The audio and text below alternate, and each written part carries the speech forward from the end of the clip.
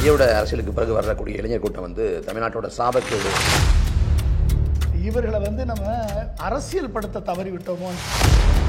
நீங்க அந்த கூட்டம் பொலிட்டிசைஸ் ஆயிடுச்சுன்னா விஜய் ஓட்டு போட மாட்டாங்க. ஏன்னா விஜய் கேள்வி கேட்பாங்க. விஜய் வந்தால் மரணம் இலவசம். ஆடு நன்றாக கம்பீரமாகத்தான் இருக்கிறது, மக்கள் தான் மந்தையாக மாறி போனாங்க. அதுதான் இன்னைக்கு நாட்டு. படிப்பு முக்கியம் இல்லை, நீ மாடி மேக்கப்போ, நீ வந்து அமெரிக்காவில் சொல்றாரு, நான் ஊருக்கு போனவனே படித்தவங்களை வந்து ஆடு மாடு கோழி வளர்ப்பு பண்ணை துறையில் ஈடுபடுத்த போறேன். அப்போ அண்ணா புஷ்பம் பார்த்தியா, இன்டர்நேஷனல் ஸ்கூல்ல சேர்ப்பீங்க, பிரெக்னெண்டா இருந்து ஒரு நிமிஷம் உங்களுக்கான ரிப்ளை தான் நான் கொடுத்துட்டு இருக்கேன். உங்களுக்கான ரிப்ளை தான் நான் கொடுத்துட்டு இருக்கேன். பிஹெச்டி முடிச்சு நான் ஒரு 15,000 சம்பளம் வாங்க முடியல என்னால. ஆனா அரசியலில் சேர்ந்தவன் இன்னைக்கு அப்ப புது கட்சிகளுக்கான தேவை. அமைச்சர் பிடிஆர் அவர்களும் அதை தான் சொல்லியிருக்காரு. இப்போ வந்து டிஜிட்டல் எல்லாத்தையுமே டிஜிட்டலைஸ் ஆகப்பட்டிருக்கு. பிடிஆர் ஊழலை ஒழிக்க முற்பட்டார், நாங்கள் பிடிஆரை ஒழித்தோம். நீங்க பண்ணீங்க. கடந்த மார்ச் மாதம் கலைஞர் தொலைக்காட்சியில் செய்தவங்களுக்கு 5.7 லட்சம் பேருக்கு வேலைவாய்ப்பு கொடுத்துருக்கோம். நாங்கள் கேட்ட கேள்விகளுக்கு பதில் சொல்லாமல் மாத்தியேசி ரவுண்டு மாதிரி வேற ஒரு பதில் சொன்னாங்க. குறைந்த விலை நிறைந்த தரம், தங்கள் தேவைகள் அனைத்தும் ஒரே இடத்தில். ஜெயச்சந்திரன் முந்திரி திராட்சை முழுசா இருக்கு. ஆச்சி பாயாசம் மிக்ஸ், ஒன்று வாங்கினால் ஒன்று இலவசம். தமிழ்நாடு நேயர்களுக்கு வணக்கம். இன்றைய இளம் தலைமுறையினர் ஏராளமானோர் அரசியல் களத்தை நோக்கி வந்துட்டு இருக்காங்க. அவங்க செய்ய வேண்டியது என்ன, அவர்களுக்காக இந்த சமூகம் செய்ய வேண்டியது என்ன அப்படின்றது குறித்து தான் இந்த நிகழ்ச்சியில் நம்ம விவாதிக்க போறோம். நம்மோடு நாம் தமிழர் கட்சியை சேர்ந்த இடும்பாவனம் கார்த்திக் அவர்கள், சமூக செயற்பாட்டாளர், அரசியல் செயற்பாட்டாளர் திரு பொன்ராஜ் அவர்கள், திமுகவை சேர்ந்த மருத்துவர் யாழினி அவர்கள், அரசியல் செயற்பாட்டாளர், சமூக செயற்பாட்டாளர் திரு ஜெகதீஸ்வரன் அவர்கள் நம்மோட இணைஞ்சிருக்காங்க. முதற்கட்டமா சார், இப்ப ஒவ்வொரு காலகட்டத்திலையும் அரசியல் களத்துக்கு இளைஞர்கள் வர்றது அப்படின்றது தொடர்ந்துட்டே இருக்கு. தற்போது விஜயோட அரசியல் வருகைக்கு பிறகு ஒரு நிறைய இளைஞர்களோட வருகை அப்படிங்கிறது இருக்கு. அரசியலுக்கு வெளியில இருந்த நிறைய இளைஞர்களோட வருகை அப்படிங்கிறது இருக்கு. முதற்கட்டமா உங்களோட வருகை அப்படிங்கிறத எப்படி பார்க்குறீங்க அப்படின்றத உங்களோட தனிப்பட்ட. இளைஞர்கள் தான் நாட்டினுடைய எதிர்காலம். அதாவது விழிப்புணர்ச்சி பெற்ற இளைஞர்களாக இருக்கணும். அப்போ ஒவ்வொரு தளத்திலையும் ஒவ்வொரு கட்சியுமே அந்த இளைஞர்களை தயார்படுத்துகிறாங்க. இப்போ திமுக ஒரு சைடில் அதை தயார்படுத்துகிறாங்க, அதிமுக ஒரு சைடில் தயார்படுத்துகிறாங்க, சீமான் நாம் தமிழர் கட்சி மூலமாக ஒரு கருத்தியலை கொண்டு போய் தயார்படுத்துகிறாரு. இப்படி இவர்கள்லாம் அந்த கருத்தியலில் அவர்களை பக்குவப்படுத்தி அவர்களை விழிப்புணர்ச்சி பெற்றவர்களாக உருவாக்கி அதில் அவர்களை அரசியல் தெளிவு பெற்றவர்களாக மாற்றும் பொழுது அங்கே ஒரு ஒரு ஒரு ஜனநாயகத்தினுடைய தன்மை அங்கே நிலைபெறும். இப்போ விஜய் வந்த பிறகு பார்த்தேன் அப்படின்னா, விஜய் பக்கம் இருக்கக்கூடிய ரசிகர்கள் எல்லாருமே தொண்டர்களாக இல்லை, எல்லாம் சினிமா ரசிகர்களாகத்தான் இருக்காங்களுடைய. அவர்களிடம் எப்படிப்பட்ட ஒரு ரசிகர் கூட்டத்தை அவர் உருவாக்கி வச்சிருக்கார் என்பது அந்த கேட்டகரைஸ் பண்ணும்போது நம்மளுக்கு தெரியும். அப்போ விழிப்புணர்ச்சி பெற்ற இளைஞர்களா அப்படின்னா அது இல்லை. இவர்களை நம்ம அரசியல் படுத்த தவறி விட்டோமோன்றதான் இன்றைக்கு இருக்கக்கூடிய இளைஞர்களது நிலைமையை பார்க்கும்போது நம்மளுக்கு தெரியுது. இளைஞர்கள் அரசியலுக்கு வர்றது வரவேற்கத்தக்கது. ஆனால் விஜயோட அரசியலுக்கு பிறகு வரக்கூடிய இளைஞர் கூட்டம் தமிழ்நாட்டோட சாபக்கேடு அப்படின்னு சொல்லலாம். ஏன்னா அவங்களுக்கு அரசியலே புரியலை. மக்களவைக்கும் மாநிலங்களவைக்கும் என்ன வேறுபாடு அப்படின்னு கேட்டால் அவங்களுக்கு தெரியாது. அவங்க இன்னமும் சினிமா மாதிரி தான் இந்த அரசியல் தளத்தை அணுகிறாங்க. என்னென்னா, இப்போ 4 இளைஞர்கள் ஒன்று கூடுறாங்க அப்படின்னா அவங்க எதை பற்றி பேசுவாங்க அப்படின்னு பார்த்தா சினிமா பற்றி பேசுவாங்க, கிரிக்கெட் பற்றி பேசுவாங்க, கிசுகிசு பேசுவாங்க, பிக் பாஸ் பேசுவாங்க. ஆனால் அவங்க அரசியல் பேசுகிறது இல்லை. இப்போ ஒரு நாள் முழுக்க பள்ளிக்கு கல்லூரிக்கு இல்லை வேலைக்கு விடுப்பை போட்டுட்டு கிரிக்கெட் போட்டி பார்ப்பாங்க, ஐபிஎல் பார்ப்பாங்க, விடிய காலம் 4 மணிக்கு போய் முதல் காட்சி பார்ப்பாங்க. ஆனால் யாராவது சட்டமன்ற நேரலை நிகழ்ச்சி உட்காந்து பார்க்குறாங்களா? இப்போ ஒரு படத்தோட பட்ஜெட் எவ்வளோ வசூலாயிருக்கு அப்படின்னு விவாதிக்கிறோம். ஆனால் தமிழ்நாடு அரசு பட்ஜெட் போடுது, மத்தியில் பட்ஜெட் போடுறாங்க, அது கொடுத்து விவாதிக்கிறாங்களா, பேசுகிறாங்களான்னா இல்லை. அப்போ அரசியலை விட்டு இளைஞர்கள் தூரமாக தான் இருக்கிறாங்க. அரசியல் பார்வையில் இப்போ பல கோட்பாடுகள் இருக்குது. தமிழ் தேசியம்ங்கிறவன் திராவிடம்னு சொல்கிறாங்க, மார்க்சியம்னு சொல்கிறாங்க, இந்துத்துவம்னு சொல்கிறாங்க. இது குறித்தான புரிதல் என்ன, இது குறித்தான பார்வை என்னன்னா அப்படிலாம் ஒன்றும் தெரியாது. அப்போ முழுக்க இன்றைக்கி சமூக வலைதளங்கள் வந்த பிறகு தான் அந்த அரசியல் பக்கம் கொஞ்சம் எட்டி பார்க்குறாங்க. ஆனால் அவங்க அரசியல்படுத்தப்பட்ட கூட்டமாக இல்லை. இன்னமும் தலைவனுக்கும் நடிகனுக்கும் வித்தியாசம் தெரியலையே. இப்போ வரும்போதே அரசியல்மயப்படுத்தப்பட்டு அப்படி வரமாட்டாங்க இல்லைங்க. நீங்கள் ஒரு தத்துவத்தை, ஒரு கோட்பாடை, ஒரு பொது முழக்கத்தை, ஒரு பொது நோக்கத்தை ஏற்று வர்றாங்கன்னா சரியாக இருக்கும். வெறுமனே தனிநபர் கவர்ச்சியும் திரை பிம்பத்தையும் வச்சு வர்றாங்கன்னு எப்படி புரிஞ்சுக்கிறது? தமிழ்நாட்டில் ஆட்டுக்கார அலமேலு அப்படின்னு படம் வந்துச்சு. அந்த படம் வந்தப்போ அந்த படத்தில் நடித்த ஆட்டை வந்து கூப்பிட்டு தமிழ்நாடு முழுக்க போனாங்க. அப்போ பார்க்க கூட்டம் வந்துச்சு அந்த படத்தில் நடித்த ஆடு அப்படின்ட்டு. அப்போ கவிக்கோ அப்துல் ரஹ்மான் வந்து ஒரு கவிதை எழுதுறாரு, ஆடு நன்றாக கம்பீரமாகத்தான் இருக்கிறது, மக்கள் தான் மந்தையாக மாறி போனாங்கன்னு. அதுதான் இன்னைக்கு நாட்டு நிலைமை. ஆட்டையே பார்க்க கூட்டம் கொடுத்துனா அப்போ நடிகனை பார்க்க வரமாட்டாங்களா? இந்த இளைஞர் கூட்டம் எவ்வாறு இருக்கிறாங்கிறது ரொம்ப முக்கியம். குறைந்தபட்சமாக ஒன்றும் வேண்டாங்க, அரசியல் பிடிச்சலாம் வேண்டாங்க, டிரான்ஸ்ஃபார்மில் ஏன்னா உயிர் போயிருங்கிற அடிப்படையே தெரியலைங்க. இது எவ்வளோ பெரிய ஆபத்தானது.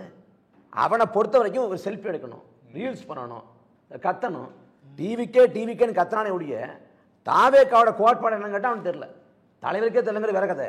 அப்போ இது வந்து ஆபத்தானது. அது சரிப்படுத்தப்படாமல் வெறுமனே வந்தாங்கன்னா சங்கி கூட்டத்தை விட மோசமான கூட்டமாயிடும். எனக்கு ரொம்ப ஆச்சரியமா பயமா இருக்கிற ஒரு விஷயம் என்னன்னா, இப்ப பல கட்சிகள் வந்து இளைஞர்கள் வந்து ஒரு தப்பான பாதையில வந்து எடுத்துட்டு போறாங்க. 200 கோடி விட்டுட்டு வந்துட்டேன் அப்படின்னு சொன்னார் இல்லையா, அவர் வந்து 200 கோடி சம்பாதிப்பாரு, அது வந்து நமக்கு தெரிஞ்ச நம்பர். அதையும் தாண்டி நிறைய கோடிகள் அவங்க சம்பாதிக்கிறாங்க.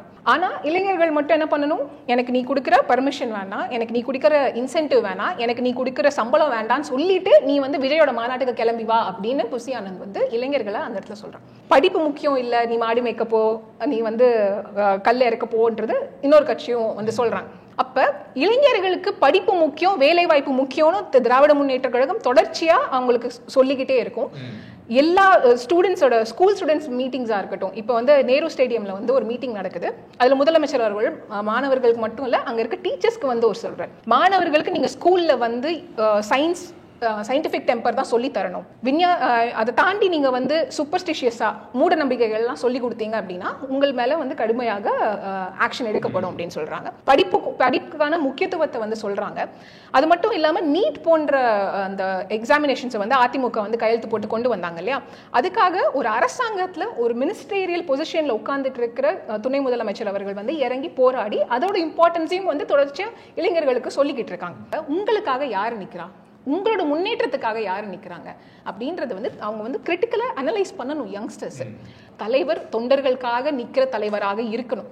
தொண்டரை வந்து சோசியல் மீடியால பேசும்போது மட்டும் ஏன் மேல கை வைங்க, வேற யார் மேலையும் கை வைக்காதீங்கன்னு சொல்லிட்டு போலீஸ்ல லெட்டர் கொடுக்கும்போது லத்தி சார்ஜ் பண்ணுங்க என் தொண்டர்கள் மேல அப்படின்னு சொல்ற தலைவரை வந்து தயவு செஞ்சு தலைவராக எடுக்காதீங்க.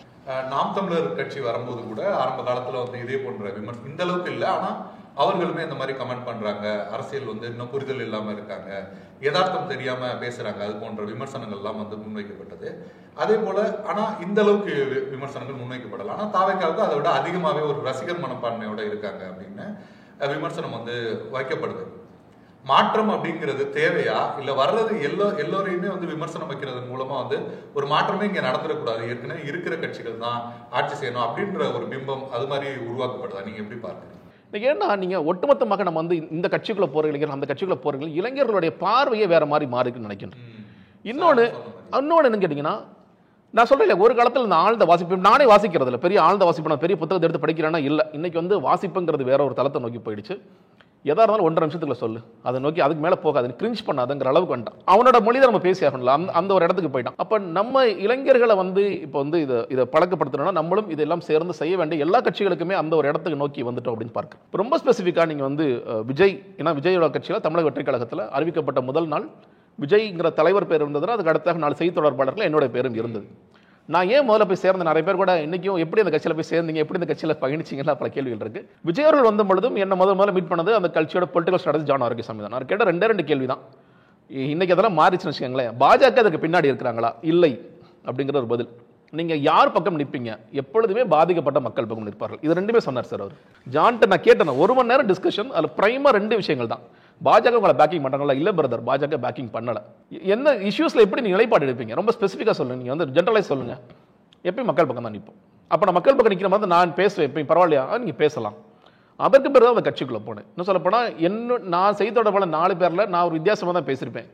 நான் பேசிய அந்த 1 வருடத்தில் ஒரு நாள் கூட விஜய் முதலமைச்சர் பேசியிருக்க மாட்டேன்.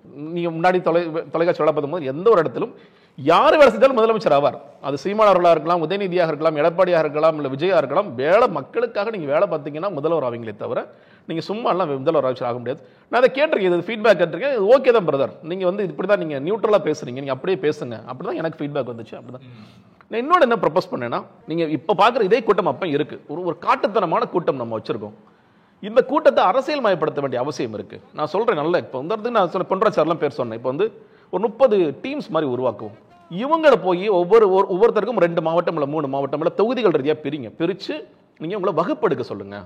ஸ்டார்டிங் ஃப்ரம் தலைவர்.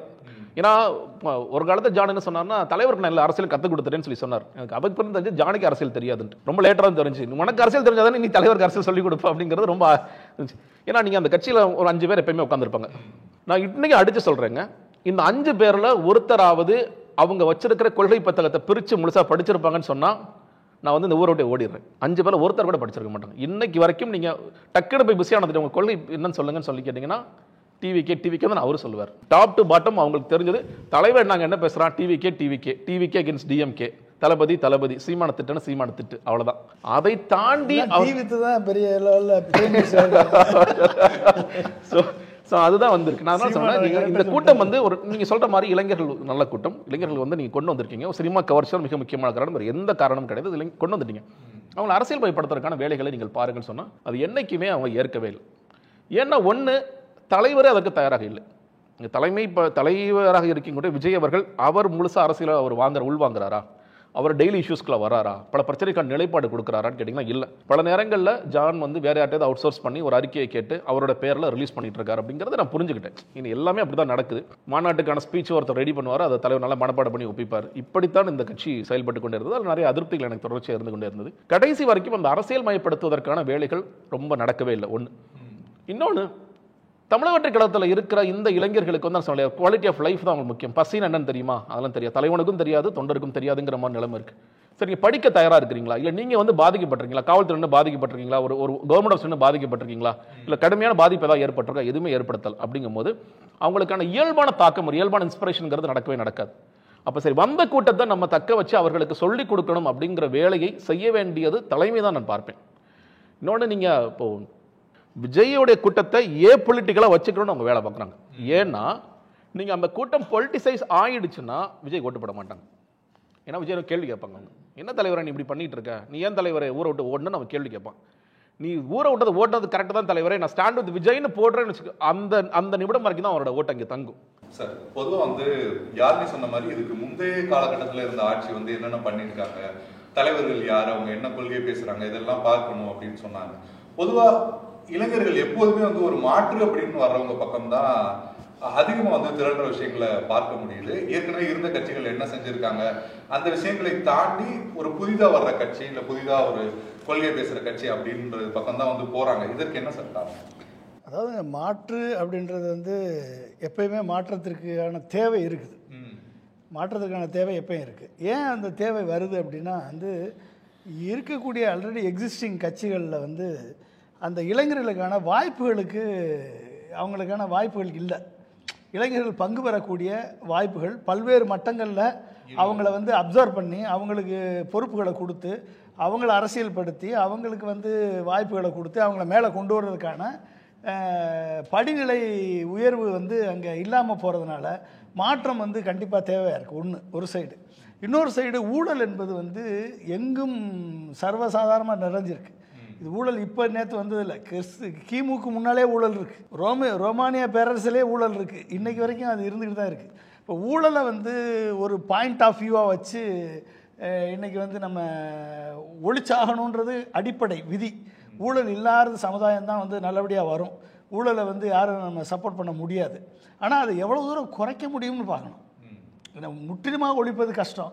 பட் ஆனால் அதை குறைச்சி மக்களுக்கு வந்து சேவைகளை நம்ம கொண்டு போய் சேர்க்கணும் அப்படின்ற இடத்துல வந்து இளைஞர்களுக்கு வந்து இன்றைக்கி என்னன்னா, நான் படித்து நான் எம்ஏ எம்எஸ்சி எம்காம் படித்து எம்பில் முடித்து பிஹெச்டி முடித்து நான் ஒரு 15,000 சம்பளம் வாங்க முடியல என்னால்.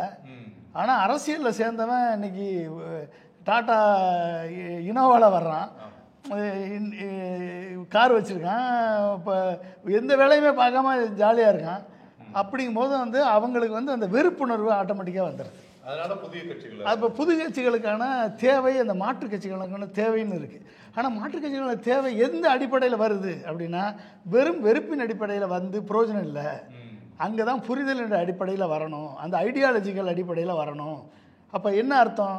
நம்ம ஒட்டுமொத்தமாக அரசியல் பேசக்கூடாது, பள்ளிகளில் பேசக்கூடாது, காலேஜில் பேசக்கூடாதுன்னு சொல்லி அரசியலவே நம்ம ஒதுக்கி தள்ளுறது ஒரு மிகப்பெரிய இந்த இளைய சமுதாயத்தை ஒரு அரசியல் அறிவற்ற சமுதாயமாக நம்ம தான் உருவாக்கி வச்சுருக்கோம். அப்போ அவர்களுக்கு அந்த அரசியல் விழிப்புணர்ச்சியை நம்ம பள்ளிக்கூடத்துலேருந்தே அவங்களுக்கு சொல்லிக் கொடுத்து, பள்ளிக்கூடத்துலேருந்தே கொண்டாந்து காலேஜ் வரைக்கும் அதை கொண்டாந்து ஒரு மேண்டேட்ரி கோர்ஸாக ஆக்கினா தான் அவர்களுக்கு அரசியல் விழிப்புணர்ச்சியே வரும்.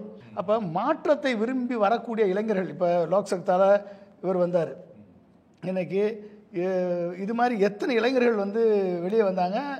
அத்தனை பேருமே வந்து அரசியல் பண்ணணும், நல்ல அரசியல், மாற்று அரசியலை கொண்டாடணும் அப்படின்னு நினச்சி வந்தோம். இதில் நின்னது சீமான் மட்டும்தான். 8% வாக்கை வாங்கி நிற்கிறது அவர் ஒருத்தர் தான், வேறு யாருமே நிற்க முடியலைங்க. அப்போ பிரச்சனை என்னென்னா, ஒரு எல்லாவற்றுக்கும் என்னன்னா ஒரு கவர்ச்சி தேவைப்படுது, எல்லாவற்றுக்கும் ஒரு அறிமுகம் தேவைப்படுது. இப்போ நம்மளை போய் நிற்கணுன்னாலே, மக்கள் மத்தியில் போய் நான் அரசியலுக்கு வர்றேன்னு சொல்லணுன்னாலே உங்கள் கையில் ஒரு 50 கோடி இருக்கணும். அப்போ இருந்தால் தான் நீங்கள் வந்து டிவியில் அட்வர்டைஸ்மெண்ட் பண்ண முடியும். காலையில் எந்திரித்து விட்டார், பல்லு விளக்குறார், காரில் வெளியே வர்றார், கேட்டு திறந்தது, வெளியே வர்றார், இந்த நடந்து போயிட்டே இருக்காருன்னு இப்போ லைவ் போட்டுக்கிட்டே இருக்கான். அப்போ லைவ் போடுறதுக்கு நீங்கள் பணம் கொடுக்கணும், பிரிண்ட் மீடியாவில் எழுதுறதுக்கு பணம் கொடுக்கணும், சோசியல் மீடியாவில் எழுதுறதுக்கு பணம் கொடுக்கணும். இப்போ இத்தனையும் பணம் கொடுத்து நீங்கள் வந்து ஒரு மாற்று சக்தியாக போய் படுறதுக்கு நல்லவர்களுக்கு கிடைக்குமா வாய்ப்பு? இப்போ இவர் கிடைக்குமா? இப்போ என்னென்னா, இன்றைக்கி இருக்கக்கூடிய சூழலில் இளைஞர்களை பொறுத்த வரைக்கும் ஒரு தொலைநோக்கு சிந்தனையோட தன்னை தகுதியை திறமையை வளர்த்து கொண்டு அந்த தகுதி திறமையை வளர்க்கக்கூடிய ஒரு அரசியல் சூழலை உருவாக்கி அந்த அரசியல் சூழலுக்கு ஆதரவாக இருந்தால் எதிர்காலம் நல்லாயிருக்கும். அப்போ அதை புரியாமல் நம்ம வந்து நடிகர்கள்லாம் வந்து நம்ம வந்து தலைவர்கள் அப்படின்னு நினச்சிட்டாங்கன்னா, இன்றைக்கி வந்து ஒரு பிரச்சனைன்னு வந்தப்போ பின்னங்கால் படுற ஓடுறவன் தலைவனா? ஓடுறவன் தலைவனா? அந்த பிரச்சனை நின்று சமாளிக்கிறவன் தானே தலைவன். அப்போ விஜய் கிரியேட் பண்ணிருக்க கூட்டம் எப்படிப்பட்ட கூட்டமாக இருக்குது அப்படின்னா, விஜய் நடித்த படத்துலேருந்து போதைக்கு அடிமையானவன், வன்முறை கலாச்சாரம், ரவுடிசம், குடிக்கிறது, மாஸ்டர் படத்தில் குடிச்சிட்டு தான் முதல் ஸ்டேனை இன்ட்ரடியூஸ் பண்ணுறாரு. லியோன்ற படமாக இந்த படத்தில் ஃபுல்லாக போதை கலாச்சாரம் தான். அப்போ போதை கலாச்சாரத்தையும் துப்பாக்கி கலாச்சாரத்தையும் வன்முறை கலாச்சாரத்தையும் நீ போய் சினிமாவில் விதைச்சிட்டு இளைஞர்களை ஃபுல்லாக இந்த மாதிரி மாற்றி வச்சுட்டு அந்த இளைஞர்களை வச்சுக்கிட்டு நான் அரசியல் படுத்துகிறேன்னு நீ வந்தேன்னா, அந்த இளைஞர்களை நம்பி பொதுமக்களும் பெண்களும் குழந்தைகளும் அவர்கள் பின்னால் போனால் ஒட்டுமொத்த தமிழகத்தையும் நாளைக்கு விற்றுட்டு போயிடுவானா இல்லையா? ஒட்டுமொத்த தமிழகம் அடகு வைக்கப்படுமா இல்லையா? உனக்கு ஏதாவது ஒரு 10 நிமிஷம் திக்கி திணறி நீ பேசுகிறதுக்கு 41 பேர் மூச்சு திணறி செத்துருக்கான். அந்த 41 பேர் மூச்சு திணறி இன்னைக்கு வரைக்கும் ஒரு குற்ற உணர்வு கிடையாது. அது நான் மன்னிப்பு கேட்குறேன்னு மன்னிப்பு கேட்கல, எதுவுமே பண்ணலை. இன்றைக்கி போய் பிஜேபியினுடைய கால்களில் விழுந்து தன்னை கட்சியை அடகு வச்சுருக்கீங்க. ஓபிஎஸ், டிடிவி தினகரன் மாதிரி, அன்புமணி ராமதாஸ் மாதிரி உன் கட்சியை இன்றைக்கி பிஜேபியிட்ட அடகு வச்சு வைத்து விட்ட. இன்றைக்கி ஒட்டு மொத்தமாக நம்மளாம் வந்து முதல்வர் மேலே நான்லாம் கோவப்பட்டேன். ஏன் நீங்கள் ஆக்ஷன் எடுக்கலை? அரசு ஜெயலலிதாவை வந்து அரெஸ்ட் பண்ணி உள்ளே வச்சுருப்பாங்க அப்படின்னு நினச்சேன். ஆனால் முதல்வர் வந்து ரொம்ப சமயோசிதமாக செயல்பட்டு பிஜேபி காலில் கொண்டு விழுகிறதுக்கு வச்சுட்டாருன்னு அப்படி தான் நினைக்கிறேன் நான். புரிஞ்சுக்கிட்டீங்களா? அப்போ அரசியலில் ஒதுக்கப்பட்டு விட்டார் விஜய். இனிமேல் அரசியலில் முத்திரை குத்தப்பட்டு விட்டார் விஜய். இவர்கள் பின்னால் போனால் உயிர் பலிதான் ஏற்படும் என்பது கரூர் சம்பவம் நம்மளுக்கு எடுத்து காட்டியிருக்கு. இனிமேல் வந்து கரூர் விஜய் வந்தால் மரணம் இலவசம் என்று போர்டு போட்டுடலாம். அன்னைக்கு பொதுவான நாம் தமிழர் கட்சியில் அது போன்ற ஒரு அரசியல் வகுப்புகளோ இல்லை வாசிப்பு குறித்தோ அது மாதிரியான விஷயங்கள்லாம் நாம் தமிழரில் நடக்குது. இல்லை, முதல்ல சகோதரிக்கு வந்து நான் இப்போ சொல்லணும்னு நினைக்கிறேன். அவங்க பேசுகிறப்ப போகிற போக்கில் வந்து நாம் தமிழர் கட்சி வந்து ஆடு மாடு வளர்ப்பு இது பண்ணுது, கல் இது பண்ணுது அப்படிங்கிறாங்க. நாம் தமிழர் கட்சி என்ன சொல்லுதோ அதை வந்து வேறு மாதிரி திரிக்கக்கூடிய வேலையை வந்து திராவிட தரப்பு தான் செய்யுது. நாம் தமிழர் கட்சி வந்து ஆடு மாடு மாநாடு போட்டாங்க அப்படின்னு அதை கேலி கிண்டல் பண்ணுறாங்க. அந்த மாநாட்டின் நோக்கம் என்னங்கிறதே இது வரைக்கும் புரியல. அதாவது மேய்ச்சல் நிலத்தை காக்கணும், மேய்ச்சல் நிலம் எங்கள் உரிமைங்கிற முழக்கத்தை வச்சு அந்த மாநாடு நடக்குது. அது ஆடு மாடுகளின் மாநாடு அல்ல, ஆடு மாடுகளுக்கான மாநாடு. இந்த மேய்ச்சல் நில உரிமை அப்படிங்கிற குறித்தான புரிதல் வந்து இன்றைக்கி சமூக வலைதளங்களில் பெருசாக இல்லை. ஆனால் நாம் ஒட்டுமொத்தமாக நாம் பயன்படுத்தக்கூடிய ஒட்டுமொத்த பால் தேவையில் 53 விழுக்காடு பால் தேவை வந்து இந்த மேய்ச்சல் முறை மூலமாக வளர்க்கப்படக்கூடிய கால்நடையிலிருந்து பெறப்படுது. ஒட்டுமொத்த இறைச்சி தேவையில் 74 விழுக்காடு இந்த மேய்ச்சல் முறை மூலமாக வளர்க்கப்படக்கூடிய கால்நடையிலும் பெறப்படுது. ரேக்லா ரேஸு, ஜல்லிக்கட்டு போன்ற காளைகளும் இந்த மேய்ச்சல் முறை மூலமாக தான் வளர்க்கப்படுது. அது மட்டும் இல்லாமல் திமுகவோட சுற்றுச்சூழல் அணியோட செயலாளர் ஐயா கார்த்திகேய சிவசேனாதிபதி சொல்கிறாங்க, இந்த மேய்ச்சல் முறை அழிஞ்சு போனால் பல நாட்டு மாட்டிலங்கள் அழிஞ்சு போகும், காங்கேய மாற்றினங்களை தவிர இப்போ எல்லா மாற்றினங்களும் இந்த மேய்ச்சல் முறை மூலமாக தான் வளர்க்கப்படுது அப்படிங்கிறது. அந்த மேய்ச்சல் முறை வந்து இன்னைக்கு அழித்தொழிக்கப்பட்டுச்சு. மேய்ச்சல் நிலங்கள் இல்லை. அதே சமயத்தில் இப்போ மலைகளில் போய் மாட்டை வளர்க்கலாம்னா அதுக்கும் வாய்ப்பு இல்லை. அப்போ அந்த சமயத்தில் மேய்ச்சல் உரிமை கோரி நாம் தமிழர் மாநில கட்சி ஒரு மாநாடு போடுது. இது அறிவியல் சார்ந்தது. இன்னும் சொல்ல போனால் வரக்கூடிய 2026ஆம் ஆண்டை வந்து மேய்ச்சல் நிலம் மற்றும் கிடைக்காரர்களுக்கான ஆண்டு அப்படின்னு ஐநா சபை அறிவிச்சிருக்கு. 2022 வந்து இந்த மேய்ச்சல் உரிமைக்காக நாடு முழுக்க இருக்கக்கூடிய பெரிய பெரிய ஆளுமைகளை கூப்பிட்டு வச்சு 2 நாள் கருத்தரங்கு நடத்திருக்காங்க. 2006 திமுக காங்கிரஸ் அரசு வந்து பழங்குடிகள் மற்றும் வனத்தை சார்ந்து வாழ்வோர் உரிமைகள் அங்கீகரிப்பு சட்டம் அப்படின்னு சட்டம் போட்டிருக்காங்க. அதோட சரத்து என்னன்னா, உள்ளடக்கம் என்னன்னா, இந்த மேய்ச்சல் உரிமை தான். அப்போ மேய்ச்சல் உரிமை தான் செய்கிறோம். நம்ம வந்து ஆடு மாடு மேய்க்க போங்க, படிக்காமல் போங்கன்னு சொல்லலை.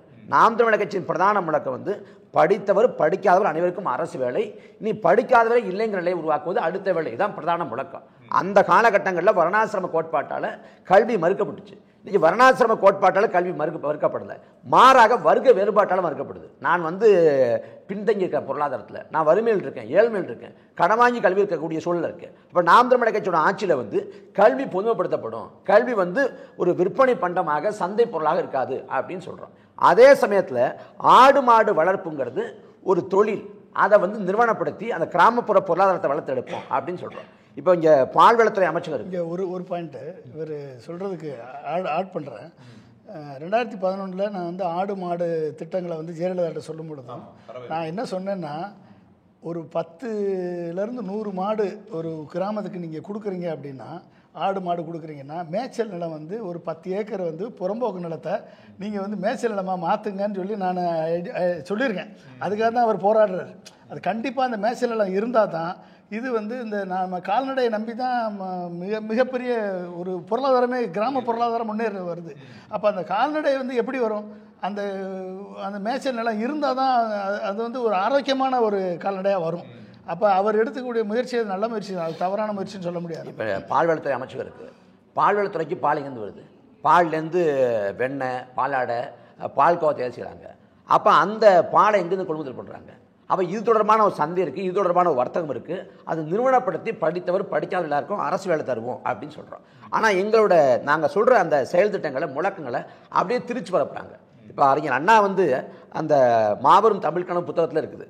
அமெரிக்காவில்னு சொல்கிறாரு, நான் ஊருக்கு போனவுடனே படித்தவங்களை வந்து ஆடு மாடு கோழி வளர்ப்பு பண்ணைத்துறையில் ஈடுபடுத்த போகிறேன், கடல் இருக்குது, மீன் சார்ந்த தொழில்களை உருவாக்க போகிறேன் அப்படின்னு அண்ணா சொல்கிறாரு. அப்போ அண்ணா பிற்போக்குவாதியா? அண்ணா வந்து ஆடு மாடு வளர்க்க சொல்கிறாரா? ஆடு மாடு மேய்க்க போக சொல்லி பிற்போக்குத்தனம் தள்ளுறாரா?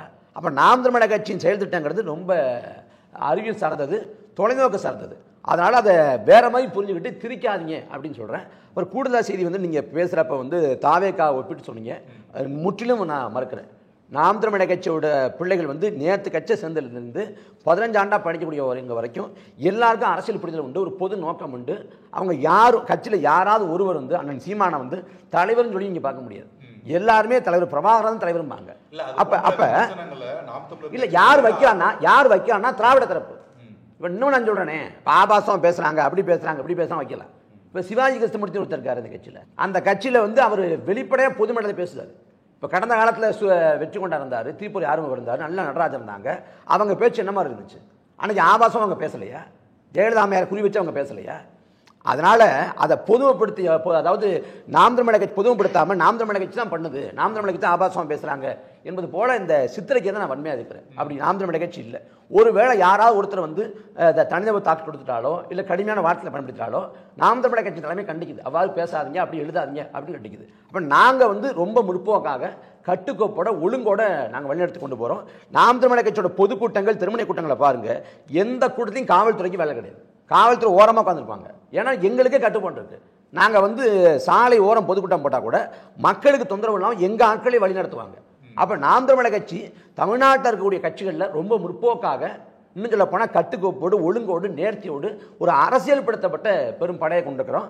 வாக்கு காசு கொடுக்குற கலாச்சாரம் வந்து இன்னைக்கு இருக்குது. அதை நம்ம பேசாமல் கடந்து போகிறோம். அது நார்மலி செய்யப்பட்டுச்சு. இப்போ திமுகவும் அதிமுகவும் வாக்கு காசு தருது. இப்போ சட்டமன்ற தொகுதினா ஒரு சட்டமன்ற தொகுதிக்கு 40 லட்சம் செலவு பண்ணலாம் அப்படின்னு தேர்தல் ஆணையம் வந்து உச்சரம் வச்சிருக்கு. இந்த 40 லட்சத்தை தாண்டி ₹1 செலவு பண்ணாலும் அது முறைகேடு தான், அது மோசடி தான். ஆனால் இன்னைக்கு திமுகவாக இருக்கட்டும், அதிமுகவாக இருக்கட்டும், காங்கிரஸாக இருக்கட்டும், பாஜக இருக்கட்டும், கோடிகளை செலவு பண்ணுறாங்க தொகுதியில். அப்போ அங்கேயே முறைகேடோடு தான் வருது. அப்போ அங்கே முறைகேடுனா முழுக்க முழுக்க தேர்தலுங்கிறது காசு போட்டு காசு எடுக்கிற ஒரு தொழிலாக மாற்றிட்டாங்க. இதில் வந்து திமுக அதிமுகவோட இந்த அரசியலை கண்டு தான் இளைஞர்கள் வந்து வெறுத்து ஒதுங்கி போனாங்க. அதில் வந்து நீ சமூக வலைதளத்தோட தாக்கத்தால் கொஞ்சம் வர்றாங்க. அவங்க இந்த பக்கம் இந்த திரும்பி பனையூர் பக்கம் போகிறதெல்லாம் ஒரு சாவக்கடாக பார்க்குறேன். அந்த இளைஞர்களை மீட்டு நாம் தமிழர் கட்சி வந்து கொண்டு வருது. நாம் தமிழர் கட்சியோட நாம் தமிழர் கட்சி பாஜக பி டீம் அப்படின்னு குற்றம் நிறுத்துவாங்க, பழி சொல்லுவாங்க. நான் பாஜக பக்கம் தமிழ்நாட்டு இளைஞர்களை போகாமல் தடுத்து வச்சிருக்கிறதே நாம் தமிழர் கட்சி தான். ஒருவேளை நாம் தமிழர் கட்சி இல்லைன்னா பாஜக இதை விட அதிக வளர்ச்சி அடைஞ்சிருக்கும். அப்போ நாம் தமிழர் கட்சி இந்த மண்ணுக்கான மக்களுக்கான அரசியல சமரசமற்று 15 ஆண்டா கொண்டு போயிட்டு இருக்கிறோம். இப்போ திமுகவிலேயே அதிமுக இருக்கக்கூடிய கூட்டணி கட்சியில் 8 விழுக்காடு வாக்கு யாருக்குமே கிடையாது. நாம் தமிழர் கட்சி 8 விழுக்காடு வாக்கு இருக்குது. நீ 8 விழுக்காடு வாக்குக்கு இந்த தேர்தலில் என்ன சந்தை மதிப்புன்னு தெரியும். குறைந்தபட்சம் 400 கோடி இருக்கும். ஆனால் எதுக்கும் விளைவாகாது, பேரத்துக்கு அடிபடியாது, சமரசம் இல்லாமல் களத்தில் கொண்டு போகிறோம். வெற்றி தோல்விக்கு அப்பாறுபட்டு மக்களோட களத்தில் நிற்கிறோம்.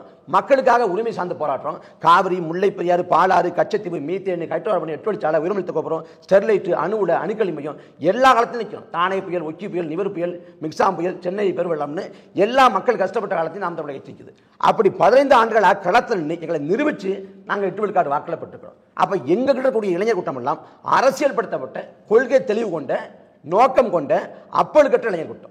அப்ப எங்க இளைஞர் கூட்டத்தை எந்த கட்சியோடும் ஒப்பிட முடியாதுங்கிறத நான் சொல்றேன். அதாவது பொதுவா ஒரு பாயிண்ட் மட்டும் எடுத்துக்கலாம். என்னன்னா திமுக அதிமுக மீதான வெறுப்பு அப்படிங்கிறதா இளைஞர்கள் வந்து அந்த மாற்று அப்படிங்கிறத தேடி போறாங்க அப்படின்றத இப்ப நீங்க திமுக தான் சொல்ல முடியும். பொதுவா சாரும் சொன்ன மாதிரி இந்த ஊழல் உள்ளிட்ட விஷயங்கள் திமுகக்குள்ள இப்ப ஒரு இளைஞர் வந்து வர்றதுன்னா அங்க நிறைய விஷயங்கள் இருக்குல்ல, பணம் சார்ந்து பல விஷயங்கள் வந்து இருக்கு. ஒரு படிநிலையில வர்றதுக்கு, ஒரு அரசியல் செயல்பாட்டுக்கு வர்றதுக்கு இந்த எல்லா காரணங்களும் தான் அவங்களை வந்து மற்ற கட்சிகளை நோக்கி கொண்டு போகுது அப்படின்ற விஷயங்களை வந்து சொல்றாங்க. உங்களோட பதில். ஸோ இந்தியன் பாலிடிக்ஸ் ஃபர்ஸ்ட் எடுத்துக்கிட்டோம்னா 2 விஷயம். ஃபர்ஸ்ட் இளைஞர்களுக்கு நான் ஒரு கோரிக்கையாக வைக்கிறது, அந்த கிரிட்டிக்கல் திங்கிங் சொன்னல, அதை விட ரொம்ப முக்கியமான விஷயம் அந்த திறனை வச்சு முகமூடிகளை வந்து கண்டுபிடிக்கிறது.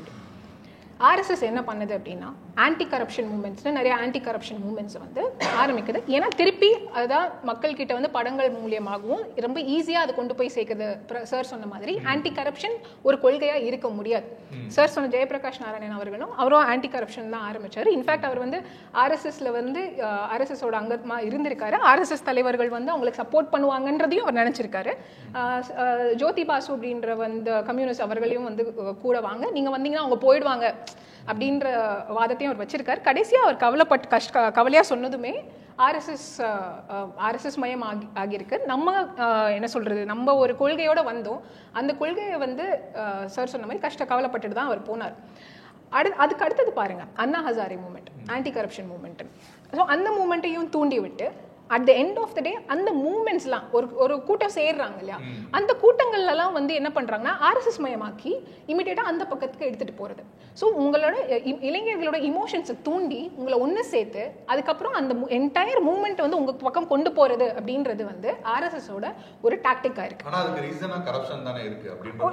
அதுதான் சார் சொன்னார், கரப்ஷன் வந்து ஒரு சோஷியலான ஒரு ப்ராப்ளம். அதை வந்து இமிடியேட்டா நீங்க வந்து எராடிகேட் பண்ண முடியும்னா இட்ஸ் ஸ்டெப் வைஸ் ப்ராசஸ். அமைச்சர் PTR அவர்களும் அதை தான் சொல்லியிருக்காரு. இப்போ வந்து எல்லாத்தையுமே டிஜிட்டைஸ் ஆகப்பட்டிருக்கு. டிஜிட்டைஸ் ஆகப்படுறப்ப everything becomes more transparent. It is a slow process. அது வந்து நடந்துரும். And it is a social problem. இப்போ வந்து எல்லார் மனசுலையுமே வந்து அந்த தப்பு, கரப்ஷன் தப்புன்றது கொண்டு போய் சேர்க்கிறது, அது கரப்ஷன் பண்ணால் உங்களுக்கான சிவியர் பனிஷ்மெண்ட்ஸ் இருக்குன்றது கொண்டு போய் it's a socially you have to change it. அது நடந்துட்டு இருக்கு. அது ஸோ அதை வந்து திருப்பி நீங்கள் சொல்கிற மாதிரி அந்த இமோஷ்னலாக அந்த வந்து தூண்டி எடுக்கிறதுன்னு இருக்கு இல்லையா, அதை பண்ணி தான் இந்த RSS வந்து தொடர்ச்சியாக இருக்குது. இன்னொன்று கேஸ் போடுறதுமே வந்து நீட்டில் பார்த்தோன்னா சங்கல்ப் அப்படின்ற ஒரு ஆர்கனைசேஷன் வழியாக வந்து அவங்க கேஸ் போடுறாங்க. If you own look at அவங்களோட ஆரிஜின் பார்த்தீங்கன்னா அதுவும் RSS அஃபிலியேட்டட். அது நம்மளோட ஃபர்ஸ்ட் இங்கே தமிழ்நாட்டில் இருக்கிற அந்த ஃபர்ஸ்ட் அமெண்ட்மெண்ட் கான்ஸ்டியூஷன் அமெண்ட்மெண்ட்கான இருக்கட்டும், இந்த மாதிரி எல்லா கேசஸுமே வந்து RSS வந்து ஒரு முகமூடியோட வருது. ஸோ ஃபர்ஸ்ட் என்ன ட்ரை பண்ணுறாங்க தமிழ்நாட்டில்னா, பெரியார் தானே RSSக்கு பிரச்சனையே, பெரியாரும் திராவிடமும் தான். பெரியார் எதிர்த்தே நீ உள்ளே போன்னு அனுப்புகிறாங்க. தமிழ்நாட்டில் செல்லுபடி ஆகலை. எத்தனை வருஷம் ஆனாலும் செல்லுபடி ஆகலன்னு தெரிஞ்சிருச்சு.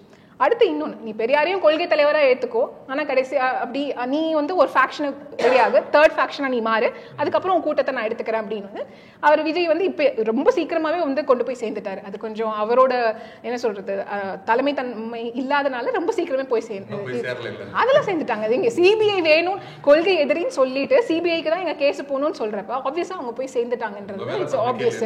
இப்ப எங்க மேல நம்பிக்கை இல்லை, அப்ப ஆர்எஸ்எஸ் மேல நம்பிக்கை இருக்கு. அவர் தான் சொன்னாரு, விஜய் தான் சொன்னாரு, ஆதவர்ஜுனன் தான் சொன்னாங்க சிபிஐ வந்து ஆர்எஸ்எஸ்க்கு மையமா இருக்கு, பிஜேபி கையில இருக்குன்னு. இப்ப எங்க போச்சு? இங்க வந்து சோஷியல் ப்ரொடெக்ஷன் இருக்கா? இருக்கு. பெண்களுக்கான ப்ரொடெக்ஷன் இருக்கா? இருக்கு. எல்லாமே இருக்கிறப்ப என்ன மாற்றம் உங்களுக்கு வேணும்? அதை வந்து நீங்க ஃபர்ஸ்ட் தெளிவா புரிஞ்சுக்கோங்க. ஜஸ்ட் பிகாஸ் ஒருத்தர் வந்து மாற்றம் வேணும்னு சொல்றதுக்காகவே மாற்றம் வேணும்ன்றது அர்த்தம் கிடையாது. யங்ஸ்டர்ஸ்க்கு வந்து இன்னும் அதிகமான பொலிட்டிக்கல் பார்ட்டிசிபேஷன் வேணுமா? எஸ் வேணும். இப்போ நீங்க பாத்தீங்கன்னா ஒரு கம்ப்ளீட் சேஞ்ச் நடந்துட்டு இருக்கு பொலிட்டிக்கல் பார்ட்டிஸ்ல. ஒரு புது யூத்தோட ஒரு பெரிய ஒரு கூட்டமே உள்ள வருது, கட்சிக்குள்ள வர. அப்ப ஆப்வியஸ்லி ஒரு மாற்றம் நடக்கும். அண்ட் அந்த ஒரு அகைன் அதுதான் சொல்றேன், அந்த மாற்றம்ன்ற வார்த்தையை வந்து ரொம்ப ஃபேன்சியா இருக்கு. படத்துல வந்து அன்புமணி ராமதாஸ் மாற்றம் முன்னேற்றம் அன்புமணிலாம் சொல்லி அதெல்லாம் நம்ம பார்த்துட்டோம். அந்த டாக்டிக்கை இன்னமும் யூஸ் பண்ணி நீங்க வரும்னு நினைக்கிறப்ப இளைஞர்கள் ரொம்ப காஷியஸா இருக்கணும், விஜிலண்டா இருக்கணும், புரிஞ்சுக்கணும். அதெல்லாம் அது ரொம்ப முக்கியமான விஷயம். இன்னொன்னு வந்து சொந்த பிள்ளைய வந்து நம்ம வந்து கொண்டு போய் வந்து என்ன சொல்றது இன்டர்நேஷனல் ஸ்கூல்ல சேர்ப்பீங்க. சொந்த வீட்டுல என்னோட வைஃப் அவரோட வைஃப் வந்து பிரெக்னெண்டா இருந்து ஒரு நிமிஷம் உங்களுக்கான ரிப்ளை தான் நான் கொடுத்துட்டு இருக்கேன். உங்களுக்கான ரிப்ளை தான் நான் கொடுத்துட்டு இருக்கேன். சரிங்களா? ஒரே நிமிஷம். நீங்க பேசும்போது நான் சைலண்டா இருந்தேன். நான் பேசுறதுக்கு அப்புறம் நீங்க பேசிக்கோங்க. இல்ல கார்த்திக்னா ஒரு நிமிஷம் வெயிட் பண்ணுங்க. ஓகே, நீங்க வந்து ஹாஸ்பிட்டல் போக கூடாது. இது நீங்க வந்து எனக்கு ஒரே ஒரு பிரச்சனை தான் சார். நீங்க வந்து உங்களோட பர்சனல் இஷ்யூஸை வந்து நீங்க வந்து என்ன வேணாலும் பண்ணிக்கலாம், அது யாருக்குமே பிரச்சனை கிடையாது. சரிங்களா? ஆனா அங்க வந்துட்டு ஒரு தமிழ்நாட்டோட எல்லா பெண்களோட ஒரு பிரச்சனை கிடையாது, அவங்களோட உயிர் அது. ஓகேங்களா? பிரெக்னெண்டா இருக்கும் போது ஹாஸ்பிட்டல்ல போகாதீங்க, வீட்டுல பிரசவம் பாருங்கன்னு சொல்றீங்க கஷ்டப்பட்டு. சரிங்களா? ஒரு நிமிஷம். வேக்சின் போடக்கூடாதுன்னு சொல்றாங்க, அவங்க பிள்ளைக்கு போட்டாங்களா? வேக்சின் போட்டாங்க. ஓகேங்களா? வேக்சின் போடலையா? நீங்க பேசுறப்ப நாகரிகமா நான் பேசாம இருந்தேன். ஓகேங்களா? அதுக்கப்புறம் வந்து வேலை வாய்ப்பு வரப்ப பள்ளிக்கூடம் போகாதீங்க, காலேஜ் போகாதீங்க அப்படி நான் சொல்லல. நான் சொன்னதை நீங்க திருச்சி சொன்னீங்க, அதுக்காக நான் வந்து ரெஸ்பாண்ட் பண்ணிட்டு இருக்கேன். நீங்க பேசுறப்ப நான் சீரியஸாவே ஐ டோன்ட் இன்டர்ஃபியர். ஓகே.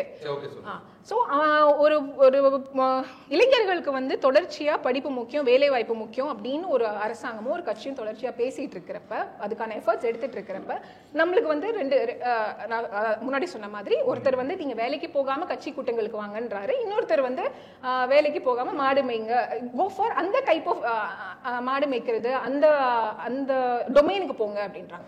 இன்னைக்குமே நம்ம வந்து ஏன்னா ஒரு நிமிஷம் இல்ல நான் அது எனக்கு புரியுது. நான் பேசுறது நான் கேட்டுட்டு தான் இருந்தேன். ஒரு டிரான்ஸ்ஃபர்மேஷன், இந்த ஒர்க்கிங் பேட்டர்ன் இருக்குல்லையா, அதுக்கான டிரான்ஸ்ஃபர்மேஷன் தமிழ்நாட்டில் ஏற்கனவே நடந்துருச்சு. ஓகே.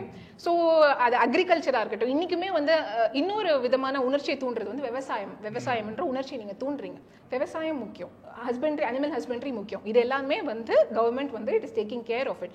நீ படிச்சு முன்னேறி உன்னோட செல்ஃப் ரெஸ்பெக்ட் அதிகமாக இருக்கணும், நீ நல்ல ஒரு பொசிஷன்ல இருக்கணும் அப்படின்றதுக்காக தான் வந்து எல்லார் வீட்லயும் அவங்க பிள்ளைங்க நல்லா படிச்சு டாக்டர் ஆகி இன்ஜினியர் ஆகணும் அப்படின்ற டீச்சர் ஆகணும் அப்படின்ற ஒரு கனவுல இருக்கிறப்ப டோன்ட் மிஸ்கைட் த யூத். அதுதான் எங்களோட ஏன்னா பொருளாதாரம் அவ்வளோ சேஞ்ச் நடந்திருக்கு தமிழ்நாட்டில். நம்ம அதோடு சேர்த்து சமூக மாற்றமும் கொண்டு வந்திருக்கோம். ஸோ அந்த ரெண்டு கம்பைன் பண்ணி ஒரு மாற்றத்தை கொண்டு வரப்ப திருப்பி யூத்தை கொண்டு போய் நீங்கள் வந்து உங்களோட இமோஷன்ஸ்க்காகவும் உங்களோட பர்சனல் கெயின்காகவும் மட்டுமே வந்து அவங்கள தள்ளாதீங்க அப்படின்றது தான் எங்களோட ஸ்கீம்ஸ் எல்லாமே வந்து அப்டேட் பண்ணிட்டே தான் இருக்கும். நீங்கள் என்ன எதிர்பார்க்குறீங்களோ அது எல்லாமே உள்ள நடந்துட்டே இருக்கு அப்படின்றத அவங்க வந்து சொல்றாங்க. நீங்கள் இதை எப்படி பார்க்குறீங்க ஃபைனலாக? இப்போ இந்த புதுசாக வர கட்சிகள் வந்து அந்த ஆன்டி கரப்ஷன்ங்கிற பிளாங்க் வைக்கிறாங்க அப்படிங்கிறது ஒன்று சொல்கிறாங்க. இப்போ அவங்களே கூட சொல்லும்போது இது ஒரு கவிதாவே சொல்லலாம்னு நினைக்கிறேன். பிடிஆர் ஊழலை ஒழிக்க முற்பட்டார், நாங்கள் பிடிஆரை ஒழித்தோம். நீங்கள் பண்ணீங்க. நீங்கள் பிடிஆர் வந்து என்ன சொன்னார், 50% லீக்கேஜ் இருக்குது எங்கே டாஸ்மாகில். அப்படின்னா என்ன அர்த்தம்னா 50% உதாரணத்துக்கு ஒரு 30,000 கோடி அரசுக்கு வருவாய் வருதுன்னா 30,000 கோடி யாரோ தனியார் பாக்கெட்டுக்கு போயிட்டுருக்கு. அதுக்கு பிறகு என்ன நடவடிக்கை எடுத்துச்சு ஓப்பனாக சொன்னார். இந்தியன் எக்ஸ்பிரஸில் பேட்டியாவே கொடுத்தார். அதற்கு பிறகு திராவிட கழகம் என்ன நடவடிக்கை எடுத்தாங்க?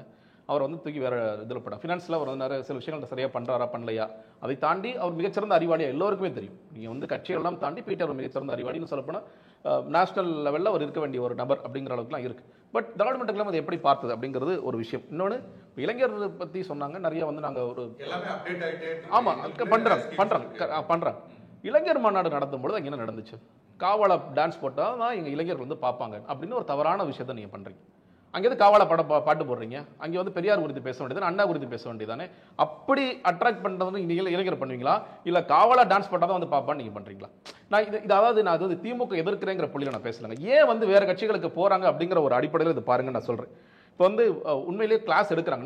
நானே வந்து திராவிடர் கழகம் எடுத்த சில வகுப்புகளுக்கு போயிருந்தேன். ஒரு கல்லூரியில் எடுத்தாங்க. பிரச்சனை கிளாஸ் எடுக்கிறீங்க, அது அவங்களுக்கு போய் சேர்ந்ததா? இன்னும் சொல்லப்போனால் ரொம்ப முக்கியமான அன்றைக்கி வந்து வீரமணி அவர்களே இருந்தார், அருள்மொழி அம்மா இருந்தாங்க, எல்லாருமே இருந்தாங்க.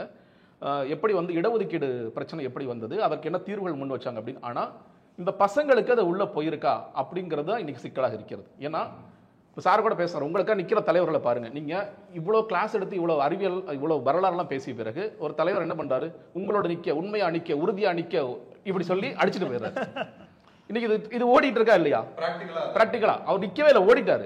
பட் ஆனால் அவர் என்ன பண்ணாரு, உங்களோட நிக்க, உறுதியா நிக்க, உண்மையா நிக்க, இப்படிலாம் பேசி அந்த ஒட்டுமொத்த இதையுமே வந்து சினிமா வந்து இன்னைக்கு ரொம்ப ஈஸியாக அடிச்சிருதுன்னு சொல்றேன். நீங்க அதுக்கு தான் நம்ம நிறைய மெனக்கிட வேண்டிய அவசியம் இருக்கு. நீங்க வந்து நம்ம வகுப்பெடுக்கிறதோட நிற்க முடியாத ஒரு அவசியம், தொடர்ச்சியாக அவங்க கூட வேற எந்தெந்த முறைகள்லாம் உரையாட வேண்டிய அவசியம் இருக்கிறோம், அதெல்லாம் உரையாட வேண்டிய அவசியம் இருக்கு. ஏன்னா அவங்க ஒட்டுமொத்தத்தையும் ஒரு சின்ன பாட்டில் பண்ணி பாருங்க. அவர் வந்து வீடியோ கால் பண்றேன், ஆனால் யாரும் வீடியோ எடுக்காதீங்க. ஆனால் ஏன் வீடியோ எடுப்பான், அதில் வந்து என்ன சோக பாட்டு போடணுமோ அதை போட்டுருவான், அதை போட்டு ரிலீஸ் பண்ணிடுவான். பாருங்க, அன்னை சாப்பிடாம இருக்காருப்பா, அன்னை தூங்காமல் இருக்காருப்பா. நீங்கள் இந்த நெரேட்டிவ்லேயே வந்து நீங்கள் கட்சியை நடத்தலாம் அப்படின்னு ஒருத்தர் வேலை செய்யும் பொழுது நீங்கள் அதற்கு அதிகமாக இளைஞர்களை மீட்க வேண்டும் என்ற இடத்திலிருந்து அதிகமாக வேலை செய்யணும்னு நினைக்கிறேன். இன்னொன்று இப்போ ஜிஆர் பற்றி பேசுகிறாங்க, உண்மையிலே பெஸ்ட்டு தான், ஜிஆர்லாம் நம்ம பெஸ்ட் தான். ஆனால் பிரச்சனை எங்கே எழுதுனா எல்லோருக்கும் வேலை கிடைத்து விட்டதா அப்படிங்கிறது இருக்கு. நான் சேலஞ்சு தான், எல்லாருக்குமே சேலஞ்ச் தான். இது எந்த கவர்மெண்ட் வந்தாலும் யாரும் வந்தாலும் பெரிய சேலஞ்ச். ஏன்னா இப்போ திமுக கவர்மெண்ட் என்ன ப்ராமிஸ் பண்ணாங்க, 5 வருடத்தில் 50 லட்சம் வேலைவாய்ப்புகள் உருவாக்கும், வருடத்துக்கு 10 லட்சம் வேலைவாய்ப்புகள் உருவாக்க முடியவில்லை அப்படிங்கிறது சிக்கலாக இருக்கிறது. இப்போ படிச்சுட்டு வெளியே வர்றவங்களுக்கு நம்ம வந்து சரியான வேலைவாய்ப்புகள், ஏன்னா இதெல்லாம் தான் அவங்க என்னன்னா அவன் என்ன நினைக்கிறான், விஜயன் வந்து எல்லாத்தையும் மாற்றிடுவார். நான் சொல்றேன், யாரையும் மாற்றிட முடியாது. ஓவர் நைட்டில் வந்து தேனாரும் பாலாரும் எந்த அரசியல் கட்சினாலும் உருவாக்க முடியாது. ஆனால் அவன் என்ன நினைச்சுக்கிறான்னா, அண்ணா வந்தால் வந்து கல்வி ஒரே நாள் புரட்சி ஏற்பட்டுரும், ஒரே கல்வியில் புரட்சி ஏற்பட்டுரும், பள்ளி கல்வியில் புரட்சி ஏற்பட்டுரும், அப்படியே சங்கர் படம் மாதிரி அப்படியே கிராஃபிக்ஸ் எல்லாம் மாறிட்டே வரும் அப்படிங்கிற ஒரு பிம்பத்தை நோக்கி அவங்க போகிறாங்க. அவர் தான் சொல்லிட்டாரு, கல்வியில மருத்துவத்தில் நான் என்ன புதுசாக சொல்றது என்ன அவர் சொல்றாரா, அவர் ரொம்ப சிம்பிளா முடிச்சார். சாத்தியப்படுத்த முடிய விஷயங்களை தான் சாத்தியப்படுத்துவேன், எது சாத்தியப்படுத்துங்க எனக்கே தெரியாது, நான் எழுதி கொடுக்கல, இல்ல ஏன் அவசரப்படுறேன்னு கேட்கிறாரு அவரு. அது ஸ்கிரிப்ட்னு வரலப்பா, அதெல்லாம் லேட்டாக தான் வரும்னு சொல்றாரு. அப்படி இருக்கிறது ஒரு சிக்கலாக இருக்கிறது. இன்னொன்று, இன்னைக்கு வந்து நீங்க கொள்கை ரீதியாக நான் உண்மையில நாம் தமிழர் கட்சி ஒரு இடத்துல பாராட்டுவேன். நீங்க வந்து இப்போ நம்ம தேர்தல் பிரச்சார காலங்களில் பார்க்கலாம், ஒரு 10 பேர் தான் இருப்பாங்க. ஆனா அந்த வேட்பாளரோட கூட போறாங்க இல்லையா, அவங்க நான் அடிச்சு சொல்லுவேன், காசு கொடுத்து கூட்டி வந்த கூட்டம் இல்லை, நான் வேட்பாளரோட போற கூட்டம். எனக்கு ஒரு உணர்வு இருக்கு, எனக்கு இந்த கொள்கை பிடிச்சிருக்கு, இல்லை வந்து சீமானந்தன் பிடிச்சிருக்கு, ஏதோ ஒரு காரணத்தால் நான் ஈர்க்கப்பட்டு இது போறேன்.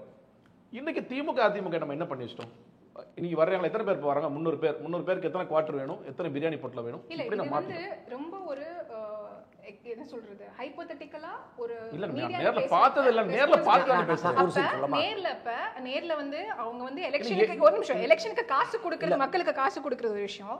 எலெக்ஷன்ல வந்து இன்னொரு கட்சி கிட்ட இருந்து காசு வாங்கிட்டு அங்க வேட்பாளரை வந்து டிசைட் எந்த கட்சி கொடுத்து உங்க கட்சி வாங்கினாங்க, யார் வாங்குனாங்க, நீங்க எப்படி நீங்க வந்து யார் வாங்குனாங்க, நான் பேசுறேன், நீங்க அது உங்களுக்கு தனி விவாதம். ஒரு ஹைபோதெட்டிக்கலா நீங்க எந்தவித எவிடன்ஸ் இல்லாம இதுதான் ஒரு எவிடன்ஸ் இல்லாம இப்ப நான் எந்த அரசியல் கட்சியை நான் சார்ந்து பேசலங்க, நான் வந்து எந்த அரசியல் கட்சியை சார்ந்து பேசல, நான் வந்து நான் இருக்கிற சிக்கல் தான் பேசுறேன். ஒரு தப்பான தகவல் மட்டும் சொல்லியிருக்காரு, திமுக வந்து 10 லட்சம் வேலை வாய்ப்புகள் பெர் இயர் கொண்டு வரும்ன்றது வந்து வாக்குறுதி. இபிஎஃப்ஓ வந்து அவங்களோட டேட்டா அதை படி பார்த்தோம் அப்படின்னா 12.5 lakhs job per year Dravida Munnetra கழக அரசு வந்ததுக்கு அப்புறம் உருவாகிட்டு இருக்கு. ஓகே, அது நாங்க வாக்குறுதியை விட அதிகமாவே உருவாக்கிட்டோம். அதுக்கான ஆர்டிகல் இன்னைக்கு வந்து தேர்தல் நேரங்களில் நீங்க வந்து ஏஜென்சிஸ் இருக்காங்க, ஏஜென்சிஸ் போய் இந்த இடத்துக்கு இந்த ஆள் அனுப்புங்க அப்படிங்கிற இடத்துக்கு இன்னும் சொல்ல போனா இந்த பணம் கொடுக்கறத பத்தி யோசிச்சோம்னா கொஞ்சம் கொஞ்சமா பணம் கொடுத்துட்டு இருந்தாங்க. அது முன்னாடி நீங்க இன்னும் சொல்ல போனா ரொம்ப காலமா காங்கிரஸ் காலத்துல நடந்துட்டு தான் இருக்கு.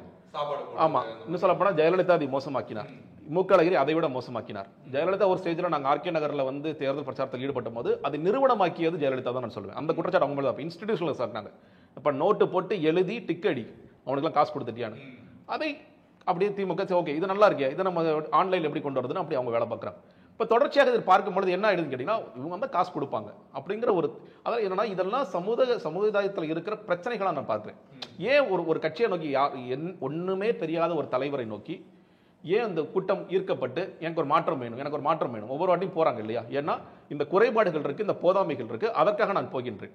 இதுதான் இங்கே சிக்கலாக இருக்குது. இப்போ இந்த போதாமைகளை நீங்கள் இந்த இளைஞர்கள் மனதிலிருந்து எடுப்பதற்கு நீங்கள் என்ன வேலை செய்கிறீங்க? கொள்கை ரீதியாக நம்ம அவங்களை எப்படி வளர்த்தெடுக்கிறோம்?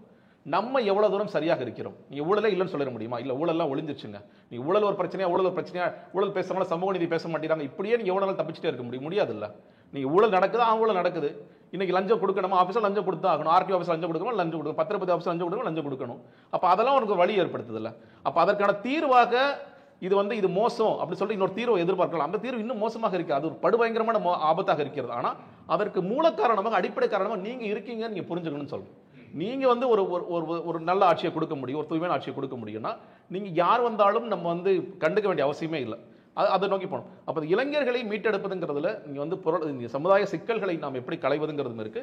அந்த இளைஞர்களுக்கு நம்ம என்ன சொல்லிக் கொடுக்கணும், ரெண்டே சேர்த்தா இருக்கு நான் பார்க்கிறேன். இதை மாற்றம்னா என்ன மாற்றம் கேட்டாங்க? ஆட்சி மாற்றம், அமைப்பு மாற்றம், அடிப்படை மாற்றம் முழக்க வைக்கிறோம்.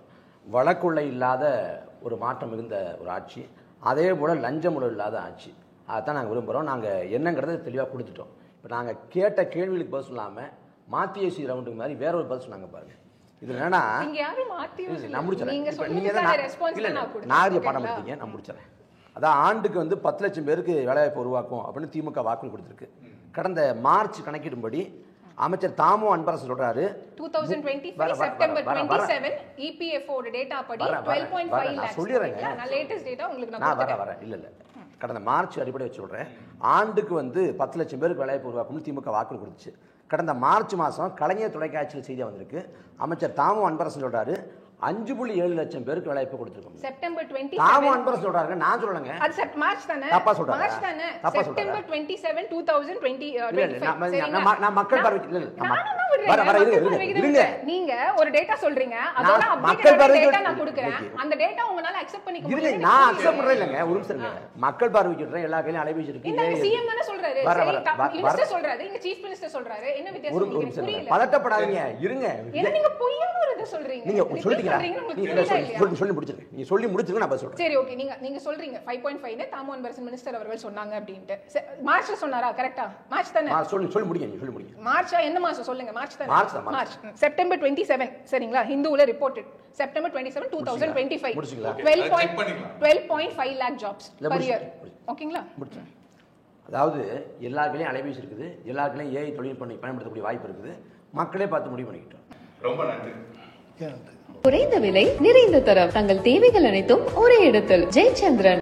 முந்திரி திராட்சை முழுசா இருக்கு. ஆச்சி பாயாசம் மிக்ஸ், 1 வாங்கினால் 1 இலவசம்.